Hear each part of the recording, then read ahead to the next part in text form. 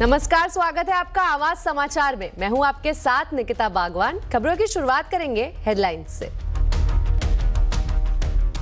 कारोबारी हफ्ते के पहले दिन बाजार में उतार चढ़ाव, 3 दिनों की तेजी पर लगा ब्रेक। सेंसेक्स निफ्टी गिरावट के साथ बंद। Nifty bank mid cap index ऊपरी स्तर से फिसलकर बंद। रिकॉर्ड ऊंचाई पर पहुंचा निफ्टी का बाहुबली रिलायंस इंडस्ट्रीज, करीब 18 महीने बाद छुआ नया शिखर। 1600 रुपए के पार निकला भाव। मार्केट कैप भी 22 लाख करोड़ के करीब। वेनेजुएला में अमेरिका के एक्शन के बाद आज संयुक्त राष्ट्र सुरक्षा परिषद की इमरजेंसी बैठक। रूस और चीन यूएन में अमेरिका की कार्रवाई का करेंगे विरोध। गिरफ्तारी के विरोध में मादुरो समर्थकों का प्रदर्शन। वेनेजुएला के बाद अब ग्रीनलैंड पर ट्रंप की टेढ़ी नजर। ग्रीनलैंड को अमेरिका के लिए स्ट्रेटेजिक इलाका बताया। ट्रंप ने कोलंबिया, क्यूबा और मेक्सिको के सरकारों को दी सैन्य कार्रवाई की चेतावनी। 11 जनवरी को सोमनाथ जाएंगे पीएम मोदी। सोमनाथ स्वाभिमान पर्व में लेंगे हिस्सा। सोमनाथ पर आक्रमण पर 1000 साल पूरे होने पर पीएम ने लिखा आर्टिकल। इधर बीजेपी ने नेहरू पर गजनवी के महिमा मंडन करने का लगाया आरोप। कांग्रेस ने आरोपों को बताया बकवास। दिल्ली दंगों से जुड़े मामले में उमर खलीद और शर्जील इमाम को नहीं मिली जमानत। सुप्रीम कोर्ट ने कहा साजिश में उमर खलीद और शर्जील की अहम थी भूमिका। T20 वर्ल्ड कप खेलने भारत नहीं आएगी बांग्लादेश की टीम। आईसीसी से श्रीलंका में खेलने की मांग की। मुस्तफिजुर को आईपीएल से हटाने के बाद फैसला। आईपीएल का प्रसारण भी बांग्लादेश में बैन।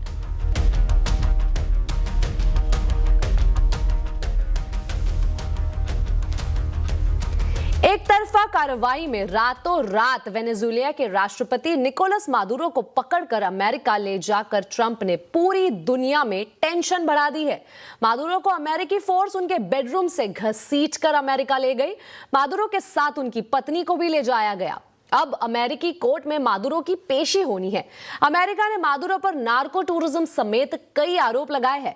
हालांकि अमेरिका ने यह साफ कर दिया है कि वो वेनेजुएला के सरकार नहीं चलाएगा, लेकिन सीधी धमकी भी दी है कि अगर केयरटेकर सरकार उनके साथ सहयोग नहीं करता तो वो उनका मादुरो से भी बुरा हाल करेंगे। इधर अमेरिका के इस एक्शन के बाद पूरी दुनिया में टेंशन बढ़ी हुई है। संयुक्त राष्ट्र सुरक्षा परिषद की इमरजेंसी बैठक भी बुलाई गई है। चीन, रूस, उत्तर कोरिया ने वेनेजुएला में अमेरिका के एक्शन की निंदा की है। इधर निकोलस मादुरो के बाद कार्यवाहक राष्ट्रपति बनी डेल्सी रोड्रिगेज ने एक तरह से अमेरिका के सामने सरेंडर कर दिया है। जी हां, उन्होंने सोशल मीडिया पर एक नर्म और मेलजोल भरा बयान जारी करते हुए अमेरिका को सहयोग का न्योता दिया है। उन्होंने साफ कहा है कि वेनेजुएला बाहरी खतरों के बिना जीना चाहता है और अमेरिका के साथ संतुलित और इज्जतदार रिश्तों की ओर बढ़ना चाहता है। यह बयान वैश्विक राजनीति में वेनेजुएला के रुख में संभावित बदलाव का संकेत है।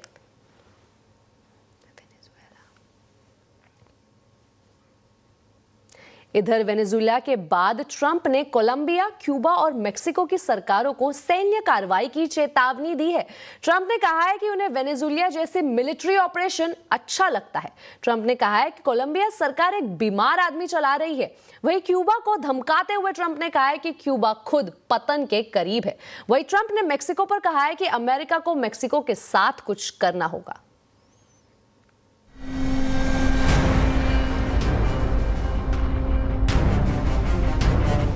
वेनेजुएला में अमेरिकी सैन्य कार्रवाई और राष्ट्रपति निकोलस मादुरो की गिरफ्तारी के बाद अब एक बड़ा सवाल खड़ा हो गया है। क्या ये सिर्फ एक देश तक सीमित कार्रवाई थी या फिर ये ट्रंप की नई विदेश नीति की शुरुआत है? राष्ट्रपति डोनाल्ड ट्रंप के हालिया बयान साफ संकेत देते हैं कि अमेरिका अब खुलकर उन देशों में दखल देना चाहता है जहां या तो अमेरिकी हितों को चुनौती मिल रही है या फिर चीन और रूस का प्रभाव बढ़ रहा है। डोनाल्ड ट्रंप ने वेनेजुएला में सैन्य कार्रवाई के बाद अपने बयानों में बार बार वेनेजुएला के तेल का जिक्र किया। इससे यह साफ हो गया है कि यह कार्रवाई सिर्फ तानाशाही खत्म करने की नहीं थी, बल्कि ऊर्जा संसाधनों और अमेरिकी कंपनीज के हितों से भी जुड़ी थी। अब ट्रंप की नजर कोलंबिया पर है। कोलंबिया के राष्ट्रपति गुस्तावो पेट्रो अमेरिका की ड्रग नीति और लैटिन अमेरिका में उसके दखल के खिलाफ रहे हैं। Colombia is very sick too, run by a sick man who likes making cocaine and selling it to the United States, and he's not going to be doing it very long, let me tell you. He has cocaine mills and cocaine factories. He's not going to be doing it very long. Cuba लंबे समय से अमेरिकी निशाने पर रहा है। Trump Cuba को Fehling nation बताते हैं। वेनेजुएला से सस्ती ऊर्जा मिलने के चलते क्यूबा कई सालों तक टिका रहा, लेकिन अब ट्रंप प्रशासन मानता है कि दबाव बढ़ाकर समाजवादी शासन को कमजोर किया जा सकता है। यहाँ मकसद सिर्फ क्यूबा नहीं बल्कि पूरे लैटिन अमेरिका को ये संदेश देना है कि समाजवादी सरकारों को कीमत चुकानी पड़ेगी। That Cuba is ready to fall. You know? Yes. Cuba looks like it's ready to fall. I don't know if they're going to hold out. But Cuba now has no income. They got all of their income from Venezuela, from the Venezuelan oil. They're not getting any of it. And Cuba literally is ready to fall. And you have a lot of great Cuban Americans that are going to be very happy about this. Mexico को लेकर Trump का रुख दोहरा रहा है। एक तरफ वे drug cartels को अमेरिकी राष्ट्रीय सुरक्षा के लिए खतरा बताते हैं, तो दूसरी तरफ ये मुद्दा उनके घरेलू वोट बैंक से भी जुड़ा है। ट्रंप जानते हैं कि मेक्सिको सीमा, ड्रग्स और अवैध प्रवासी जैसे मुद्दे अमेरिकी चुनावों में बड़ा असर डालते हैं। सैन्य कार्रवाई देकर वो मेक्सिको पर दबाव भी बनाते हैं और अपने समर्थकों को सख्त छवि भी दिखाते हैं। वहीं अमेरिका की नजर उसके पड़ोसी देश ग्रीनलैंड पर भी है। ट्रंप ने ग्रीनलैंड पर कब्जे को अमेरिका की सुरक्षा के लिए बेहद जरूरी बताया है।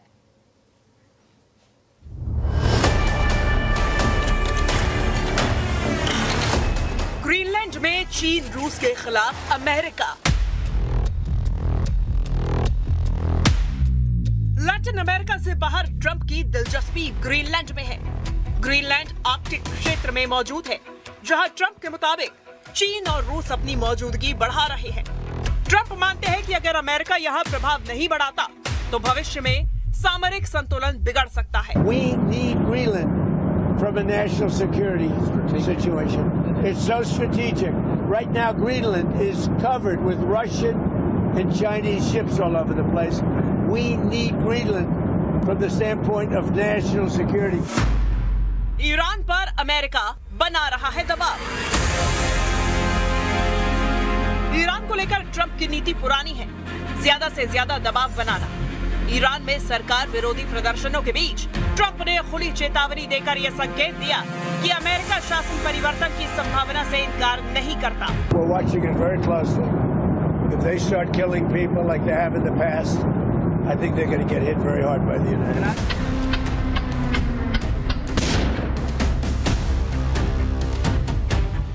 वेनेजुएला के बाद ट्रंप के बयानों ने यह साफ कर दिया है कि अमेरिका अब कूटनीति से ज्यादा दबाव और ताकत की भाषा बोल रहा है।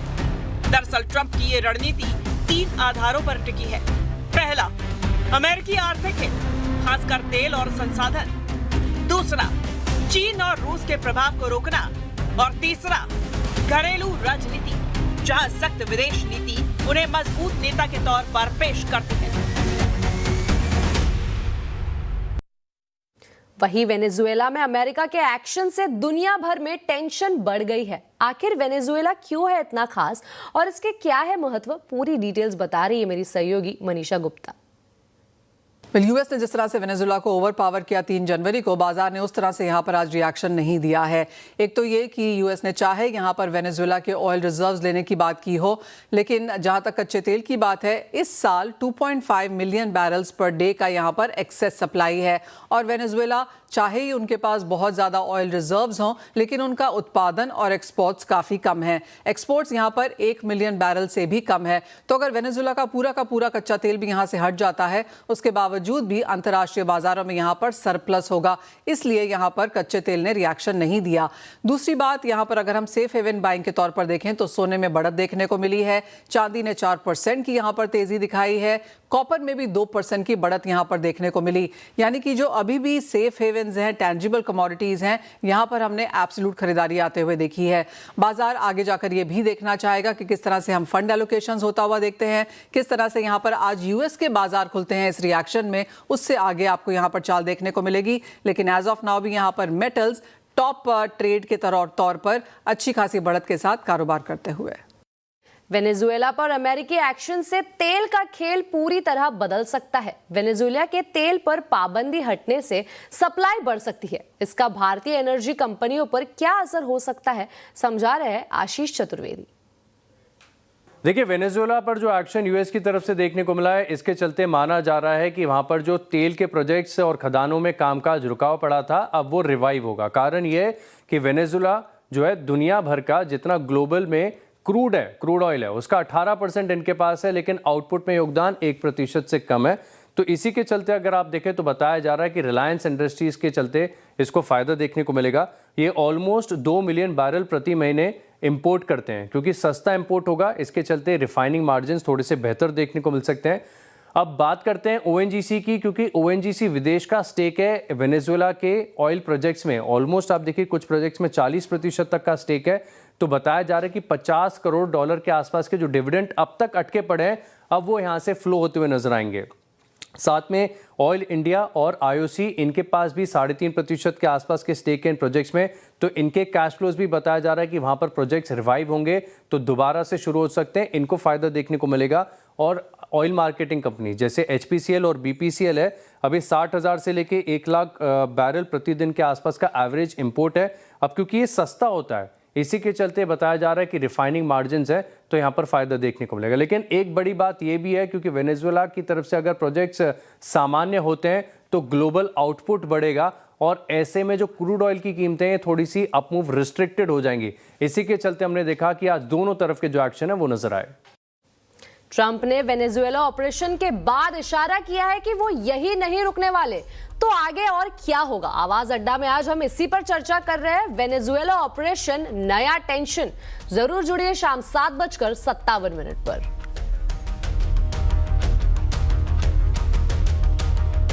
बढ़ते अगली खबर की ओर। प्रधानमंत्री नरेंद्र मोदी 11 जनवरी को गुजरात के सोमनाथ मंदिर जाएंगे, जहां वो सोमनाथ स्वाभिमान पर्व में विशेष कार्यक्रम में हिस्सा लेंगे। ये पर्व सन 1026 में सोमनाथ मंदिर पर हुए पहले बड़े आक्रमण के 1000 साल पूरा होने के मौके पर मनाया जा रहा है।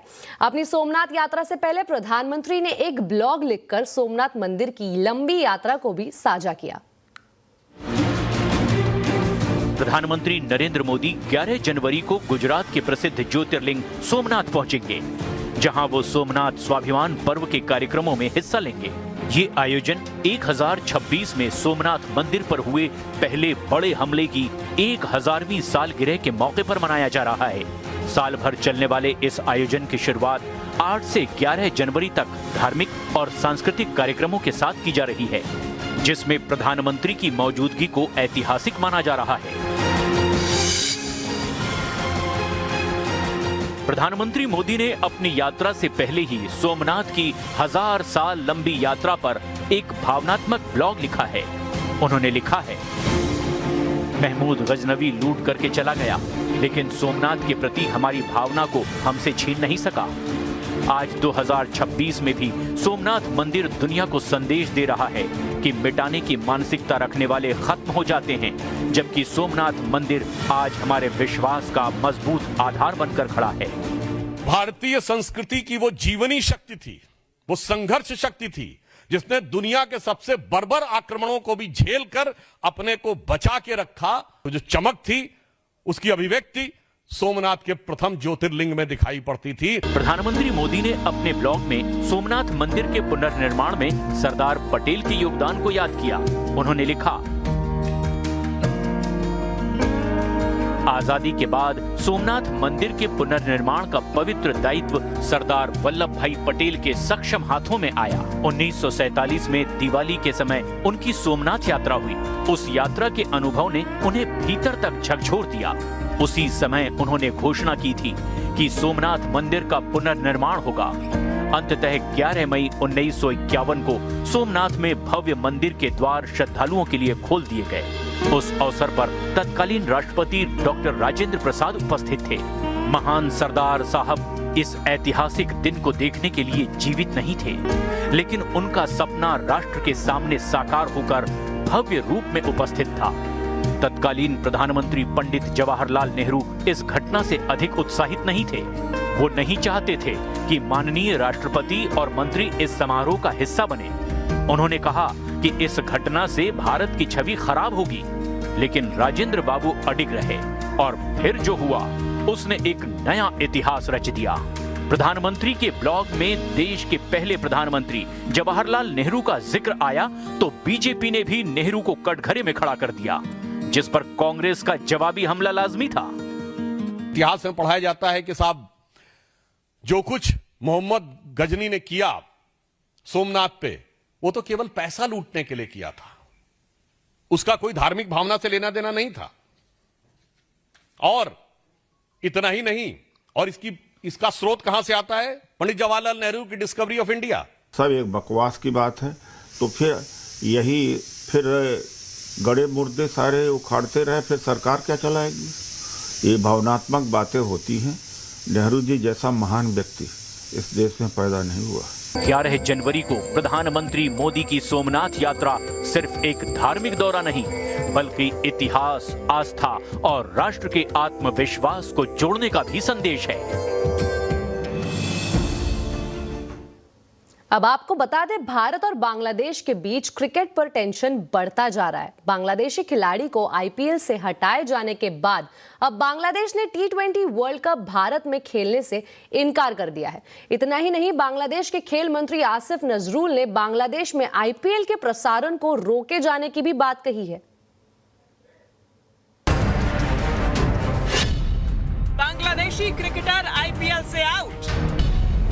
बांग्लादेश के भारत में खेलने पर डाउट। बांग्लादेश में हिंदुओं पर अत्याचार हुआ तो बांग्लादेशी क्रिकेटर को आईपीएल से बाहर करने की मांग उठने लगी। बीसीसीआई ने कोलकाता नाइट राइडर्स को बांग्लादेशी खिलाड़ी मुस्तफिजुर रहमान को रिलीज करने को कह दिया, तो अब बांग्लादेश ने T20 वर्ल्ड कप भारत में खेलने से इनकार कर दिया है। हालांकि इस पर अभी आखिरी फैसला आईसीसी को लेना है और बांग्लादेश की सिफारिश के बाद गेंद अब आईसीसी के पाले में है। बात सिर्फ यही नहीं रुकती है। बांग्लादेश के खेल मंत्री आसिफ नजरुल का एक फेसबुक पोस्ट वायरल है, जिसमें वो बांग्लादेश के सूचना और प्रसारण मंत्रालय से भारत की कैश रिच लीग आईपीएल के सभी कवरेज को रोकने का अनुरोध कर रहे हैं। इन विवादों के बीच भारत में बांग्लादेशी क्रिकेटर को रिलीज करने के फैसले का समर्थन किया जा रहा है। बांग्लादेशी खिलाड़ी हैं मुस्तफिर, उनको आईपीएल में हटा दिया गया है जी बीसीसीआई का। जी, इसको कैसे देखते हैं? बिल्कुल, बीसीसीआई ने सही निर्णय लिया है, देश के लिए निर्णय लिया है, तो हम सब बीसीसीआई के साथ सहमत हैं। मंदिरों पर हमले हो रहे हैं, वहाँ घरों को जलाए जा रहे हैं, लगातार वहाँ संपत्तियाँ निशाने पर हैं, लोग बेहद असुरक्षित हैं और अंतर्राष्ट्रीय बिरादरी के बार बार आपत्तियों के बावजूद यूनुस सरकार, जो पूरी तरह से एक कठपुतली सरकार में परिणत हो गई है, वो कट्टरपंथियों के खिलाफ कार्रवाई नहीं कर पा रही है। धर्म के लिए, समाज के लिए और देश के लिए उसके विनाश का कारण बनता है। और बांग्लादेश में जिस प्रकार से उत्पीड़न हो रहा है, वो उसकी कोई प्रशंसा नहीं कर सकता, उसकी सर्वत्र भर्त्सना है। जो भी निर्णय आया है, बीसीसीआई का निर्णय आया है, उस पर प्रतिक्रियाएं आ रही हैं। बांग्लादेश के साथ हमारे बहुत गहरे संबंध रहे हैं और बांग्लादेश हमारे आधुनिक इतिहास का एक बहुत बड़ा हिस्सा बांग्लादेश रहा है और वो हम खोना नहीं चाहते, ना हमको खोना चाहिए। लेकिन जो स्थिति आज बनी है बांग्लादेश में, उसके लिए कैसे हम उसमें कुछ कर सकें, एक बहुत बड़ा सवाल है। बहरहाल क्रिकेट को लेकर कलेश जारी है। बीसीसीआई के कड़े फैसले के बाद बांग्लादेश अब बैकफुट पर है और ये देखना होगा कि क्या T20 वर्ल्ड कप भारत से बाहर खेलने की उसकी मांग पर आईसीसी अपनी मंजूरी देता है या नहीं। बढ़ते अगली खबर की ओर। 2020 के दिल्ली दंगा केस में आरोपी शर्जील इमाम और उमर खालिद को आज भी जमानत नहीं मिली। कोर्ट ने कहा है कि अभियोजन के संबंधित सामग्री से पहली नजर में मामला बनता है। इस स्थिति में शर्जील और खालिद को बेल देने का आधार नहीं बनता, लेकिन कोर्ट ने इस केस में गुलफिशा फातिमा, मिरान हैदर, शिफा उर्फ रहमान जैसे एक्टिविस्टों को जमानत दे दी है। पिछले साल सितंबर में दिल्ली हाई कोर्ट ने इन दोनों की बेल नामंजूर कर दी थी। इसके बाद इन लोगों ने सुप्रीम कोर्ट में अपील की थी। इन दोनों पर दिल्ली दंगों की साजिश का आरोप है, जबकि उमर खालिद ने दावा किया है कि वो दंगों के वक्त दिल्ली में मौजूद नहीं थे और शर्जील इमाम के वकील ने कहा है कि उसे दंगे होने से पहले ही गिरफ्तार कर लिया गया था। वहीं कांग्रेस नेता उदित राज ने कहा है कि अभी तक उमर और इमाम के खिलाफ चार्जशीट भी दाखिल नहीं हुई है। ऐसे में उनका बेल रिजेक्ट होना दुखद है। अब 1 साल में 2 साल में आपका इन्वेस्टिगेशन ही पूरी नहीं कर पाई है, चार्जशीट ही नहीं दाखिल कर पाई, ट्रायल ही नहीं शुरू हुआ। बात वो होती, कांग्रेस ओबीसी के साथ खड़ी हो तो आलोचना होता है। यही बीजेपी ने कहा था कि जाति जनगणना नहीं होगी। राहुल गांधी जी ने संसद के पटल पर कहा था कि जाति जनगणना कराना पड़ेगा, तब भी कांग्रेस की आलोचना हुई थी। कांग्रेस की आलोचना होती थी जब दलित उत्थान होता है, जब पिछड़े हैं, दलित है, अल्पसंख्यक हैं, सबको एक नज़र से कांग्रेस जब देखने लगती है तो आरोप लगा देते हैं। तो दूसरी ओर बीजेपी के प्रवक्ता शहजाद पूनावाला ने बेल रिजेक्ट होने का स्वागत किया है और कहा है कि कांग्रेस के लोग मुस्लिम वोट बैंक वजह से दंगा फैलाने वालों को खुश करने में लगे हैं। टुकड़े टुकड़े गैंग है हमारे देश में, उनको बड़ा दुख भी हो रहा है और दर्द भी महसूस हो रहा है। आज जिस प्रकार से उमर खालिद और शर्जील इमाम, जिसके लिए केवल कांग्रेस पार्टी और उसके इकोसिस्टम से नहीं बल्कि विदेश से भी बहुत सारे पत्र और संवेदनाएं प्रकट हो रही थी, आज उन दोनों व्यक्तियों को सुप्रीम कोर्ट ने किसी भी प्रकार की राहत डिनाई कर दी है, उनके बेल को रिजेक्ट कर दिया। जिस प्रकार से उन्होंने ये कृत्य किए, ये दिखाता है कि जो दिल्ली में दंगे किए गए वो दरअसल संयोग नहीं, सोचा समझा प्रयोग भी नहीं, मैं तो कहूँगा हिंदू विरोध का और यही M factor, vote bank factor का सबसे बड़ा उद्योग था। इसी के साथ आवाज समाचार में वक्त हो चुका एक छोटे से ब्रेक का। खबरें आगे और भी है, जुड़े रहिए हमारे साथ। फिर एक बार स्वागत है आपका आवाज समाचार में। अब एक नजर आज के बाजार के हाल पर डालेंगे। कारोबारी हफ्ते के पहले दिन आज बाजार में उतार चढ़ाव देखने को मिला है। बाजार में 3 दिनों की तेजी पर ब्रेक लग गया है। सेंसेक्स निफ्टी गिरावट के साथ बंद हुए, वहीं निफ्टी बैंक और मिड कैप इंडेक्स भी ऊपरी स्तर से फिसलकर बंद हुए हैं। बाजार में आज कैसे रहा है कारोबार, बता रही है कंचन नौटियाल। तो हफ्ते का पहला कारोबारी दिन अगर अर्ली ट्रेड की बात करी जाए तो डेफिनेटली रोबस्ट मोमेंटम हमें आज बाजार में देखने को मिला है। निफ्टी की बात कर लीजिए या फिर बात कर लीजिए निफ्टी बैंक की, तो यहाँ पे 52 हफ्ते के हाई को इसने क्रॉस कर लिया और एक नया अपना जो हाई है वो आज के सत्र में बनाया है। इसके अलावा मिड कैप और स्मॉल कैप में भी आज एक फ्लैट कारोबार देखने को मिला है। सेक्टर स्पेसिफिक बात करी जाए तो आईटी में हमें प्रेशर देखने को मिला है, ओएमसीज में प्रेशर देखने को मिला है बिकॉज ऑफ जो जियोपॉलिटिकल इस टाइम पे अनसर्टेनिटी चल रही है, उसका सीधा इंपैक्ट इन दोनों ही इंडाइसेस में आया है। स्टॉक स्पेसिफिक एक्शन की अगर आज के सत्र में बात करी जाए तो देखिए निफ्टी में नेस्ले इंडिया में अच्छे गेन्स, बीईएल, आयशा मोटर्स और अल्ट्राटेक सीमेंट यहाँ पे अच्छा मोमेंटम। ऑल ओवर अगर हम बात करें सेक्टर में ही एक अच्छा दमखम जो है वो बनता हुआ आज के सत्र में दिखाई दिया है। लूजिंग पॉकेट की इस टाइम पे अगर बात करी जाए तो एचडीएफसी बैंक आज बाजार को काफी ज्यादा ड्रैग करता हुआ नजर आया है। विप्रो, इन्फोसिस और एचसीएल टेक, देखेंगे 3 मेजर नाम हमें आईटी कंपनी से ही आते हुए दिखाई दे रहे हैं। अब बात करते हैं कि मिड कैप का मोमेंटम कैसा रहा है। एसजेवीएन, वोल्टा, सोलार इंडस्ट्री और भारत डायनामिक्स, इनफैक्ट पूरे ही आज डिफेंस पैक में अच्छी खासी तेजी जो है आज के सत्र में देखी गई है। वही रीजन है भारत डायनामिक्स यहाँ पे शुमार है। लूजिंग पॉकेट एमएनएम फाइनेंशियल, यहाँ पे नंबर्स आए थे, Q3 के अपडेट्स आए हैं। अपडेट्स बाजार को पसंद नहीं आए, दो numbers at the face of it हमें ठीक दिखाई दिए थे। कमिंस इंडिया, आईडीबीआई बैंक और वोडाफोन आइडिया में आज जो प्रेशर है वो देखा गया है। लेकिन ऑल ओवर बाजार का सेटअप देखा जाए तो अर्ली ट्रेड में हमने देखा था कि बाजार में एक बुल्स का मोमेंटम बना हुआ था, लेकिन आखिरी तक आते आते बुल्स थोड़े से ठंडे पड़ते हुए नजर आए हैं, जिसके बाद बेयर्स ने अपनी ग्रिप जो है वो पकड़ी है।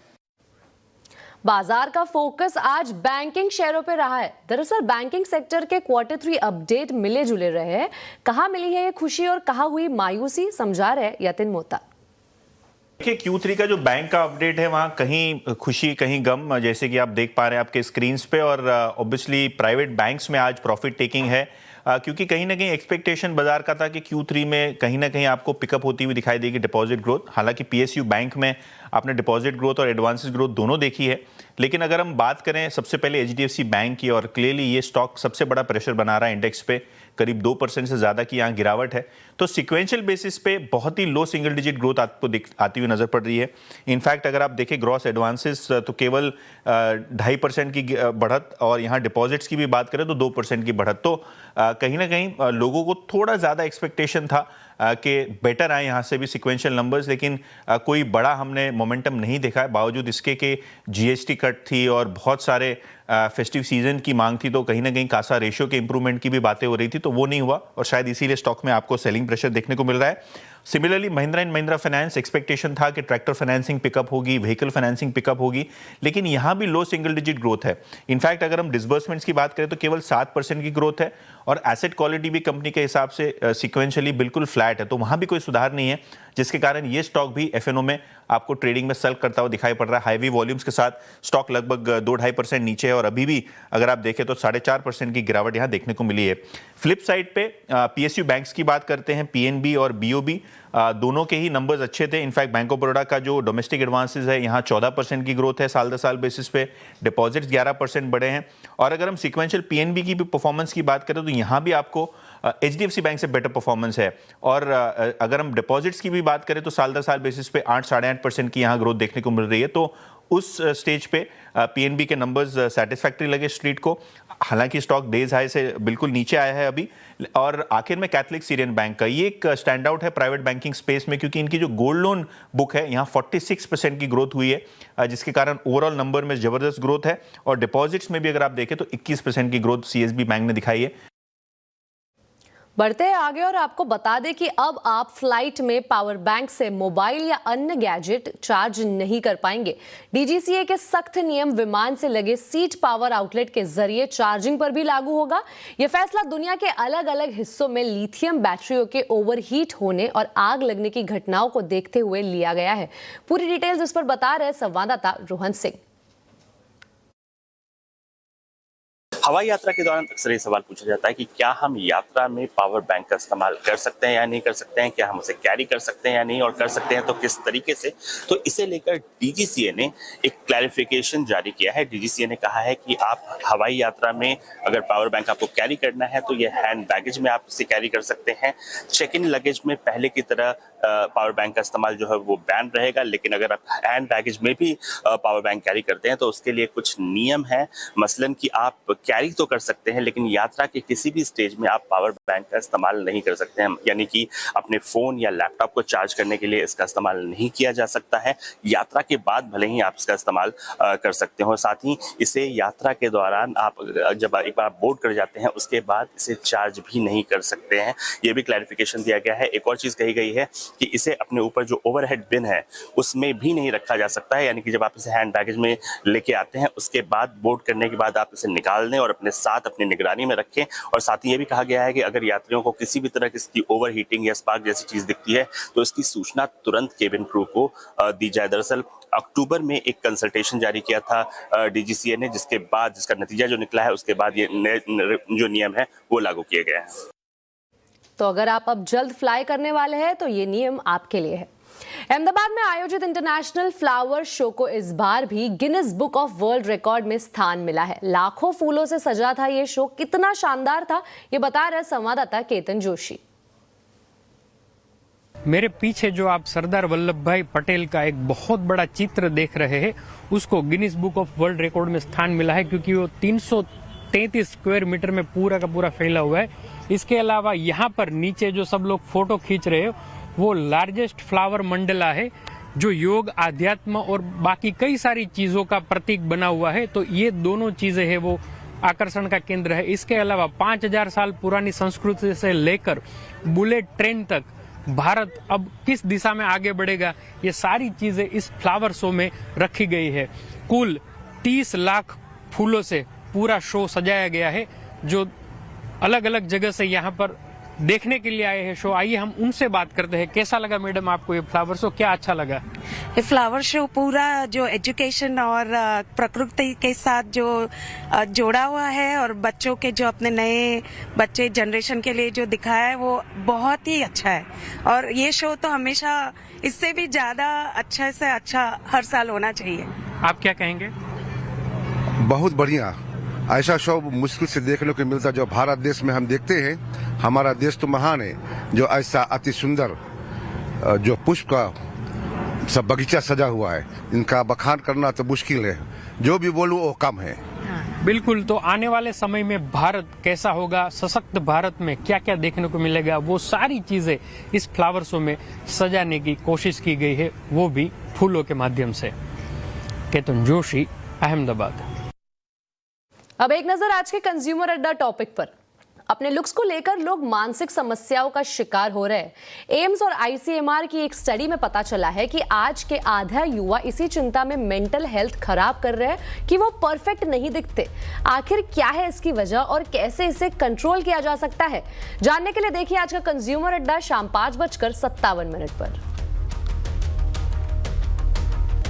आवाज समाचार में अभी के लिए इतना ही। आप देखते रहे CNBC आवाज और अपडेटेड रहे खबरों पर हमारे सोशल मीडिया हैंडल्स के जरिए। नमस्कार।